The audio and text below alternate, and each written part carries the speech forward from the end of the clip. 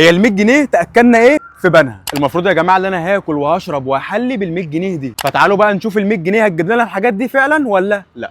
والمكان اسمه بيتزا دي في بنها في الفلل، في الشارع اللي قدام العبد بتاع الفول والطعميه جنب بيم هايبر على طول. اتفقنا ان ال 100 جنيه هناكل بيها وهنشرب وهنحلي، فانا بقى جبت لكم عرض. اي حد هيجي المكان دوت بال 100 جنيه هياخد الكريبايه الكريسب ديت، وكمان معاهم الكريبايه الحلو ديت، ومعاهم المشروب الام سي دوت، وده كله ب 100 جنيه بس. اول حاجه بقى اللي هو الكريب الكريسب كده، زي ما انتم شايفين كميه الحشو قد ايه، ما شاء الله حشو كتير جدا، الله اكبر، حاجه كده محترمه. بيبقى عباره عن كريسبي وخضار وموتزاريلا وصوصات. بسم الله. بامانه الكريبايه تستاهل 10 من 10. هنجرب بقى اللي هو الكريب الحلو ده، بيبقى عباره بقى عن كريب نوتيلا محطوط عليه كده صوص البيستاشيو من فوق كده. بسم الله. نخش بقى على اخر حاجه في العرض، وهو المشروب الام سي دوت. بسم الله.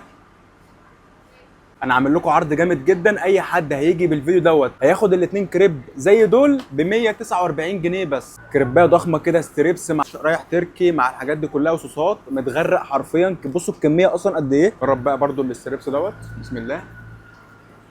جماعه انا اكتشفت هم اللي بيعملوا الفراخ ديت، هم اللي بيتبلوها، وزي ما انتم شايفين كده بصوا، والله العظيم تتبيلتها حلوه قوي قوي. ده بقى حواوشي ميكس مدخن. تعالوا بقى اقول لكم بيتكون من ايه. ده بقى بيبقى عباره عن ايه؟ عباره عن كيري وجبنه رومي وسلامي وتركي وروز بيف وخضار وموتزاريلا وسمسم وحبه البركه من فوق. بص بص بص بص بص بص، يا نهار ابيض. ناخد قطمه كده، اول قطمه. بسم الله.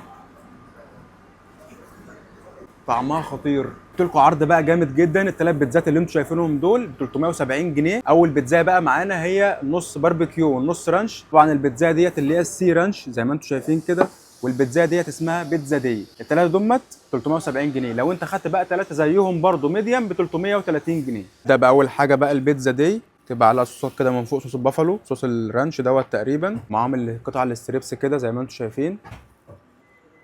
هي بردت شويه بس عشان كده الجبنه ما بتشدش يا جماعه. بس بصوا، هي البيتزا اللي هي النص باربيكيو والنص رانش. يلا بسم الله.